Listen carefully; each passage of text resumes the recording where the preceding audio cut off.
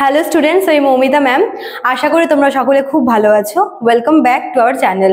আজকে আমি তোমাদের ফোর্থ সেমিস্টারে যারা এবার ফোর্থ সেমিস্টারে উঠলে বা উঠবে যারা, তাদের জন্য আজকের সিলেবাস নিয়ে আলোচনা করব। তোমাদের ফোর্থ সেমিস্টারের পলিটিক্যাল সায়েন্সের পেপার 6 নিয়ে, ঠিক আছে? তোমাদের কিন্তু থার্ড সেমিস্টারের মতো এবারও তোমাদের 3টে পেপার রয়েছে, পেপার 6, 7 আর 8। পেপার 6 হচ্ছে তোমাদের প্রথম পেপারটা তোমাদের ফোর্থ সেমিস্টারের সিলেবাসে। তো আজকে আমি তোমাদের সেই প্রথম পেপারটা পেপার 6 নিয়ে আলোচনা করব। যেহেতু অনেকগুলো টপিক আছে তাই একটু হিজিবিজি হয়ে গেছে লেখাটা। আমি তোমাদেরকে প্রতিটা টপিকগুলো আলাদা করে বুঝিয়ে দেব। তো ক্লাসটা শুরু করার আগে বলে রাখি, যারা আমাদের কাছে অনলাইনে পড়তে চাইছো এই সেমিস্টারে, তারা কিন্তু আমাদের অফিসিয়াল নাম্বারে যোগাযোগ করতে পারো। আমাদের 2 জানুয়ারি থেকে আমাদের কিন্তু অনলাইন ক্লাসটা শুরু হয়ে যাবে। তো যারা অ্যাডমিশন নেবে তারা কিন্তু এর মধ্যে অ্যাডমিশন নিয়ে নিও। আমাদের সঙ্গে যোগাযোগ করার জন্য তোমরা এখানে দেওয়ার নাম্বার দুটোর মধ্যে কোনো একটা নাম্বারে যোগাযোগ করতে পারো।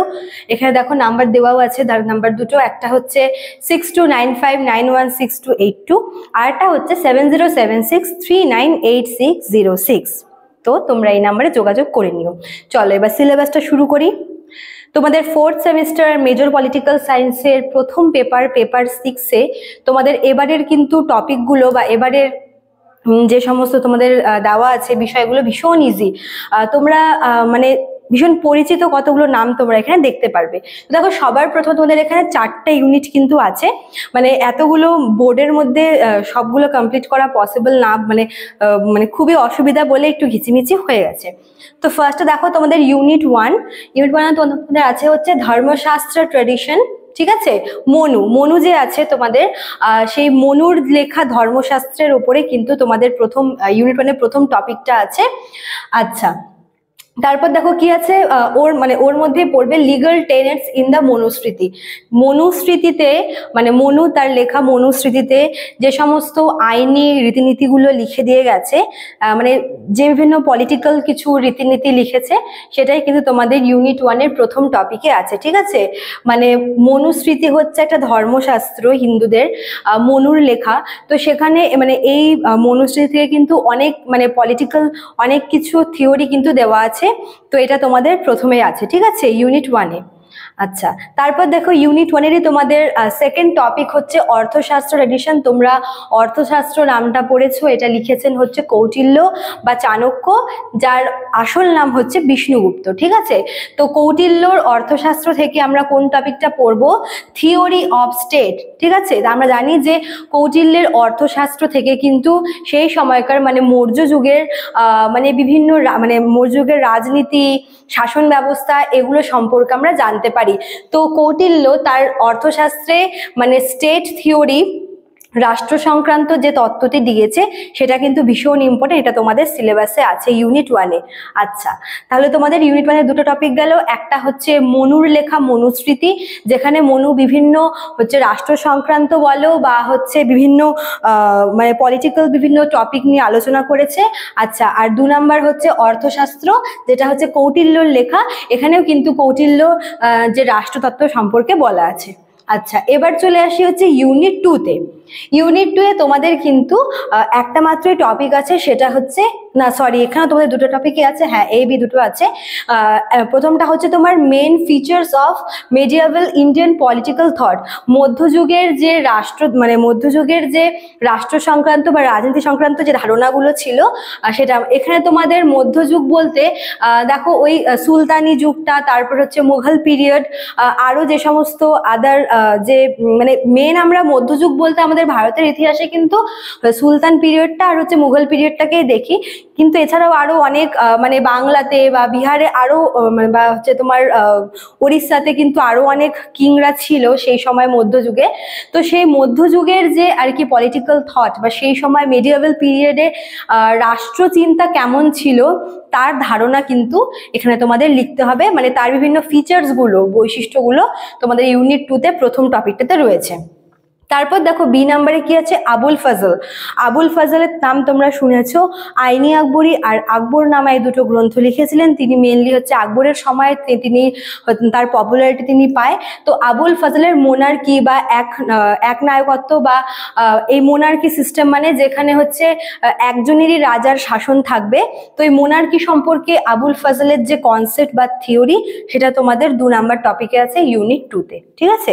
তাহলে ইউনিট 2 তে আমরা সেম ইউনিট 1 এর মধ্যে দুটো টপিক পেলাম, একটা হচ্ছে মিডিয়েভাল পলিটিক্যাল থট আর 2 নাম্বার হচ্ছে আবুল ফজলের মোনার্কি সিস্টেম।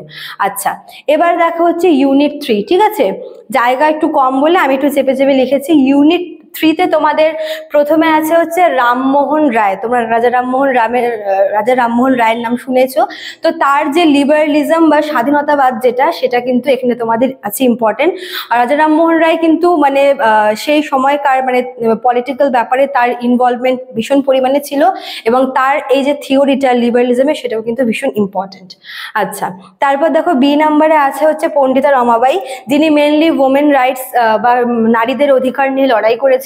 তো পণ্ডিতা রমাবাইয়ের হচ্ছে ওমেন রাইটসটা ভীষণ ইম্পর্টেন্ট। নারীদের অধিকার নিয়ে তিনি কি কি বলেছেন বা তার বিভিন্ন উপদেশগুলো বা আন্দোলন।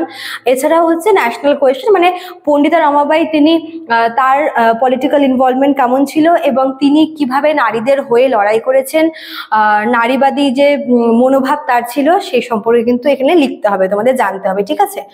আচ্ছা, তারপর দেখো সি নাম্বার আছে হচ্ছে রবীন্দ্রনাথ ঠাকুর। রবীন্দ্রনাথ ঠাকুর যথেষ্ট সেই সময় মেয়েদের শিক্ষা দীক্ষা নিয়ে বা এমনিও অনেক কিছু তিনি কিন্তু ভাবতো সমাজ নিয়ে।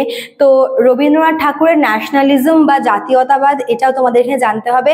দেখো রবীন্দ্রনাথ ঠাকুর কিন্তু জাতীয়তাবাদী ছিলেন এবং সেই উপর মানে তার উপর বেস করে তিনি তার ঘরে বাইরে উপন্যাস লিখেছিলেন, তাই না। এছাড়াও তিনি রাখি বন্ধন উৎসব চালু করেছিলেন যখন আমাদের বেঙ্গল পার্টিশন হচ্ছিল 1905 সালে। তো তার এই ন্যাশনালিজম বা জাতীয়তাবাদী মনোভাব কিন্তু তোমাদের ইম্পর্টেন্ট আছে। আচ্ছা, তারপর দেখো ডি নাম্বারে আছে হচ্ছে এম কে গান্ধী, মহাত্মা গান্ধী। তার যে সত্যাগ্রহ আমরা অনেকেই নাম শুনেছি, প্রত্যেকেই প্রায় আমরা জানি যে তিনি প্রথম যে সত্যাগ্রহ করেছেন ভারতবর্ষে, চম্পারণ সত্যাগ্রহ 1917-এ। সেই সত্যাগ্রহ জিনিসটাও কিন্তু পলিটিক্যাল একটা এফেক্ট রয়েছে সত্যাগ্রহে, তো সেটাও কিন্তু আমাদের ইম্পর্টেন্ট, ঠিক আছে।